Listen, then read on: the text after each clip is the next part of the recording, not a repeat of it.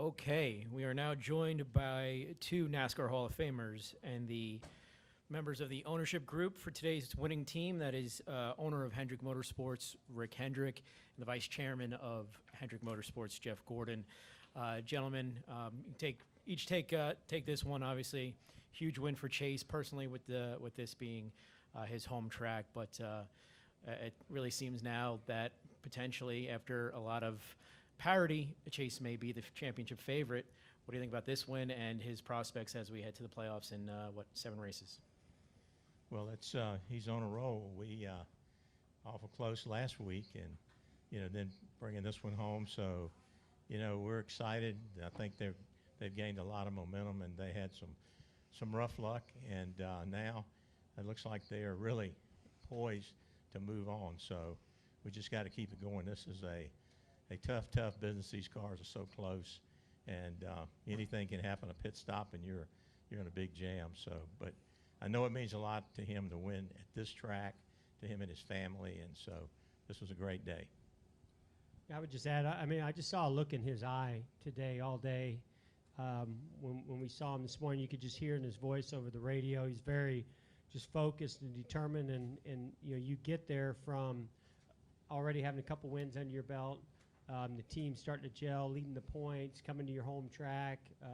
Sponsors like Napa, hometown for them, Hooters, and so this was I think just a lot of motivation behind it and confidence coming into it. And now I think the confidence is only going to build among him and the team. So that's a great combination to have at this point in the season. Okay, if you have questions for Mr. Hendrick or Jeff, raise your hand. We'll get you a mic. We'll start at the end here and then go to Mark. Dom Joseph, Griffin Daily News, for Rick and Jeff. 25 years ago, Jeff won his second Winston Cup here at this track, and here we are today.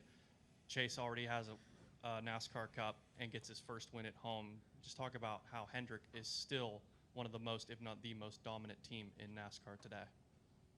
Well, it's all about the people, and if you go back and look at Victory Lane, this guy picked me up, so I thought it was pretty impressive that he could do that. It's all about the people, and we've got young people. We have people that have been there a long time, guys like Jeff that won championships and helped build the organization.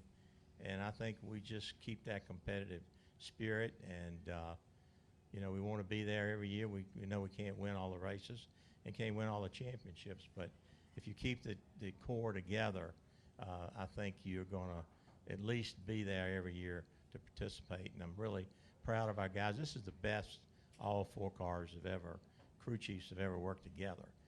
So I think it's going to be a great year for us. I hope we can keep the momentum going into Chase. Yeah, I just think it starts with the foundation, and I think of the first day that I came to Hendrick Motorsports and the foundation that Rick had already built there. I mean, they had great people and engineering and race cars and drivers, and it was just all about putting it all together at the right time, like we did in '95. And it just seems like since 1995, this organization's just been on an incredible roll of realizing what they're capable of and just building on that. And so, the foundation is still incredibly strong. It's a little bit deeper now too because of all the years of success. But I think Rick nailed it.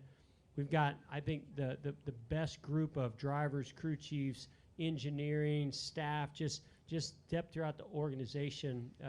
It's the best that I've ever seen. And the communication on top of that, so the way they're sharing information. And listen, we came into this year with so many unknowns, coming off of a dominant year with building our own cars and understanding what it took to have that kind of success. And we just had no idea what that was, what those ingredients were going to be with this type of a car. And the nice thing is, it's still all about the people and the foundation. Go to Mark. Mark Garrow, PRN, sort of following up on that, guys. Just want to know what the number 287 means. That's how many career wins now for Team Hendrick? That means I'm an old man. No, it's, we put all the wins on the wall, and, we've been doing this a long time. And I remember when he was like 20, and now he's 51. Next month. Yeah. And, but I think it's just the pride and, You know, I never thought we'd get to 150, and then I didn't think we'd be able to catch Richard's record. And now it looks like we might be able to get to 300 here one of these days. So, but it's a heck of a feat to get wins like that in this series. Any other questions for Mr. Ace or Jeff? Let's go to Nate.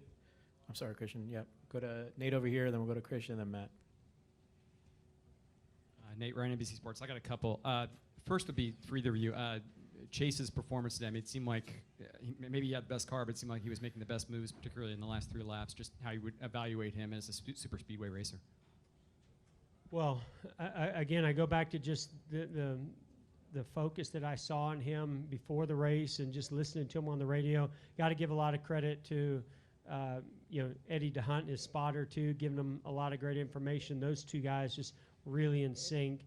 Great calls also, in the pits to try to get the best tires, manage the fuel mileage as well as track position, which was obviously very important. But I think it was pretty obvious early on, when he could get up into those first couple rows, he had a car that if he made the right decisions and moves, he could get to the lead and kind of control the race. So clearly he had a lot of confidence in his car and in his abilities today. But I mean, it's always a team effort. I know we say that all the time, but I even in Victory Lane, I looked at him and said some things to him that you don't always say, and it's just because he to me gave me that feeling, all of us on the team, that feeling. Even on the box when it was all over, Alan Gustafson was immediately just going, how about that guy today? How about that guy today? So they clearly give a lot of credit to the job that Chase did today. He's an amazing super speedway racer. Yeah. But I think here what I like about this track is that you've got the little bit of combination of super speedway and handling, and so I think it almost even plays a little bit better into somebody like Chase Elliott's hands in the way he likes to race. But he's clearly good at Talladega and Daytona as well. He's a smart driver, really smart. He knows when to make the move. He doesn't, sometimes you're thinking, hey, I think it's time to go, and he'll sit there, and then when he sees it, it's the right time, he makes it.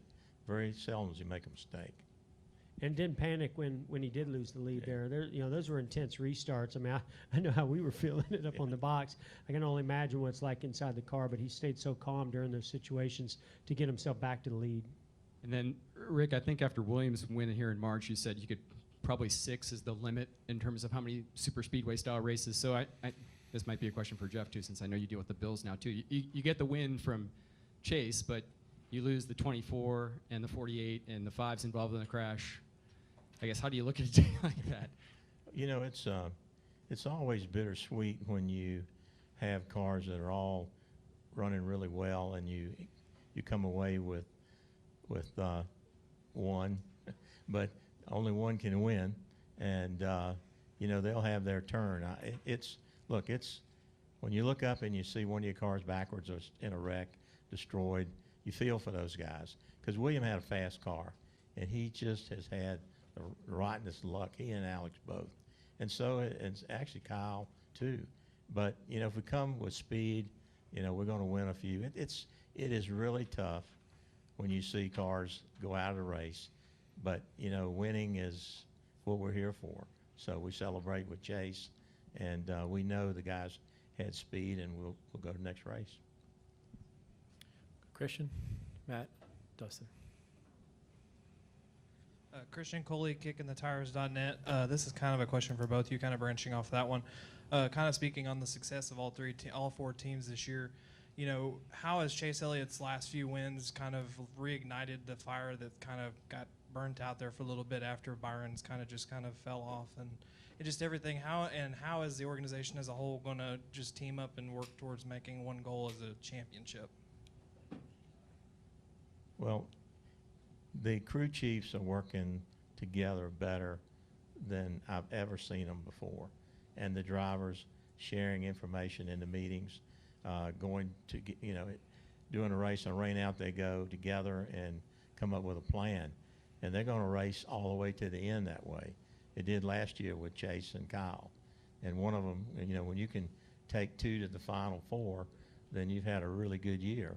And you know one of them has got a good shot to win. So our job is just to give them the best equipment.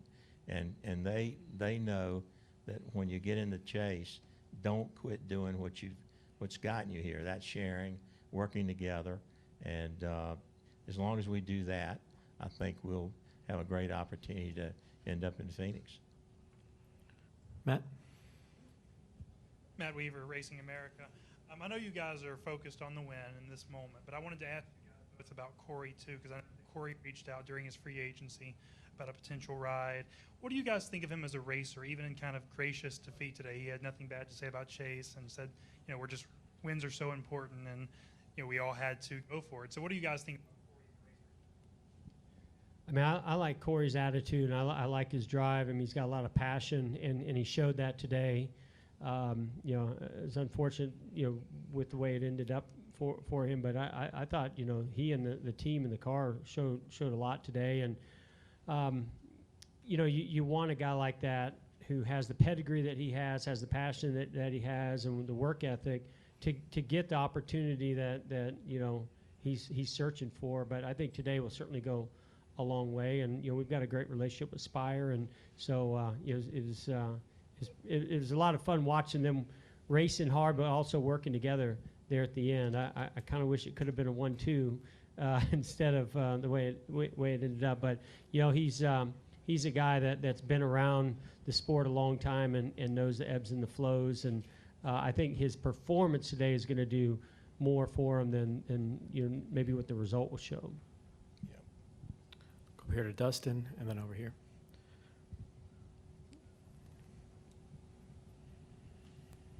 Dustin Long, NBC Sports. Let me just ask Rick just about that, just following up on what Matt's question was. Look, Rick, you've talked about it's about people in the sport and relationships. Obviously, you've had a relationship with Corey's dad and maybe a little bit with Corey. But, again, I know the bottom line is it's about winning for your organization. But to see Corey up there, what was it like for you to see that from a personal standpoint? Well, I was proud. I was excited. And if we couldn't win, I really wanted him to win. We do the motors for him. We share a lot of things with them, and he's a great guy. And I think a whole lot of, you know, Dickerson and those guys. And you know, that was a Cinderella story. And I would have loved this if we couldn't win. I wanted him to win because he drove a heck of a race and did a heck of a job. He looked as good as anybody in this field out there today. And Jeff, look, this season's all been about unpredictability and ups and downs. Since we're as strong as your organization is, the 9 team seems to have had maybe more consistency than just about any other team out there this year.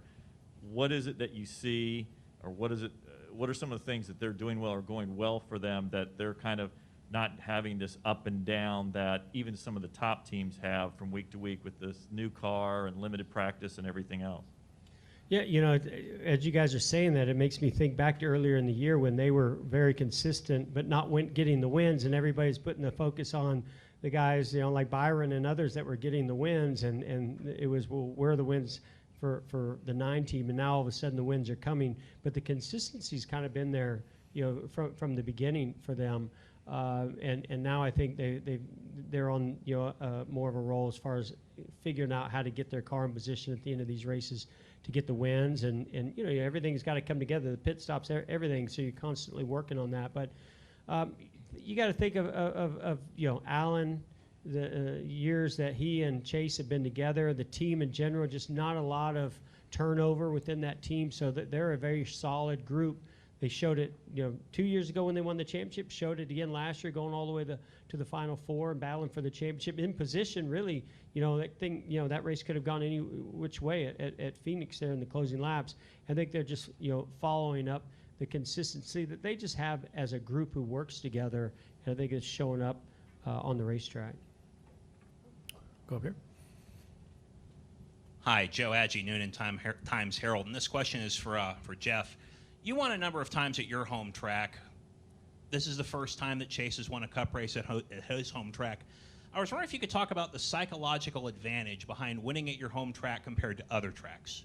Well, I mean, he has a great fan following everywhere he goes, but you know, here, there's no doubt it's something special to him, and you know, he's a hometown kind of guy. I mean, you say my home track, that was my adopted track, right? Which, if you're talking about Indianapolis, and I had everybody tells me, well, you had multiple home tracks. Which one was it? He's got one, you know, and it's here in Georgia. He's a Georgia guy through and through, from the sports teams to living here, you know, his family legacy.